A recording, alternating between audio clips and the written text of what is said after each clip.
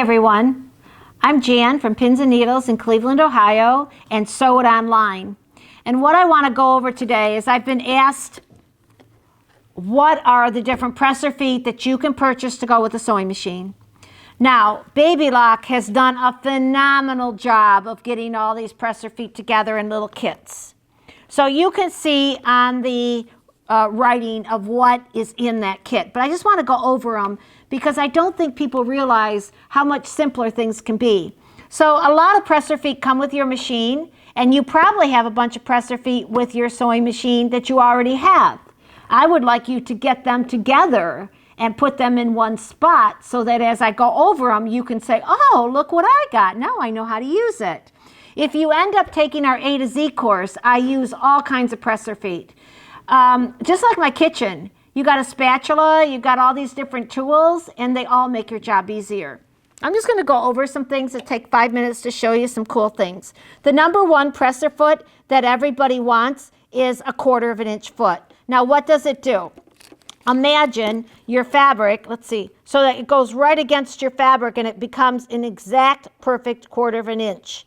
There's also a presser foot that doesn't have the guide, so that when you're going inside a seam, it works better. Now again, we show all of these in the A to Z class. I just want you to know that there might be a tool available for a job you're doing that you don't even realize there's a tool. So the next one I'm going to go over is a roller foot.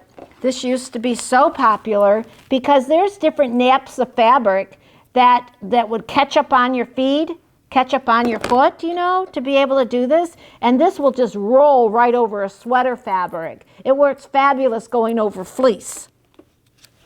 A 9-hole cording foot, we're going to teach a class, it's called Applique Quilt Block. And we do that, and we put different yarns through all the different holes. And in this one, there's a total of 7 different holes. So you could use 4, you could use all 7, so it's 7 different colors. Or you can sporadic, put them like in the 7th, the 4th, and the 1st. That's pretty cool. And then we take all our decorative stitches and go over them to give you a corded look. See how it's cut out at the back? The reason for that cutout is because it's going to allow that extra fabric and that extra cords to be able to gone through there.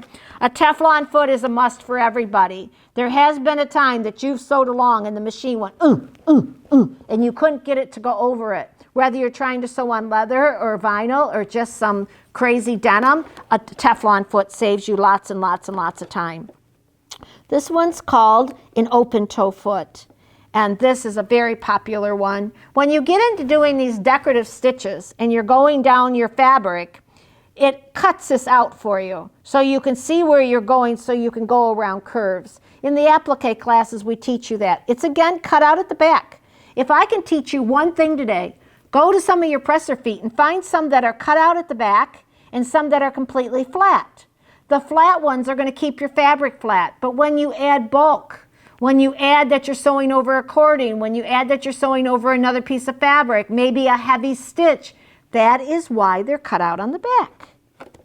Okay, so down here is a rolled hem. That's a great foot. That's going to turn and turn and turn your edge. Tons and tons of fun. This is a gathering foot. You're going to take this, and you might have this, take a look, but you put the fabric that's going to sew underneath of the entire foot, and the waistband or your piece that's going to be flat goes in between the groove, stitch along, and it gathers and sews it on at the same time.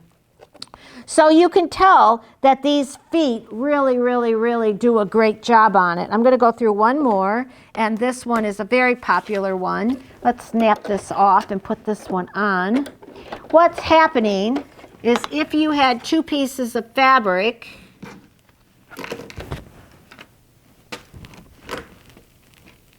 and you're sewing a seam, maybe you're, let's do this, and you're sewing here and you want to stitch right in between, this is going to get you to guide so that you can stitch exactly in that groove. So if you want to stitch in the ditch, this is called a stitch in the ditch foot, and it's got a perfect groove for you.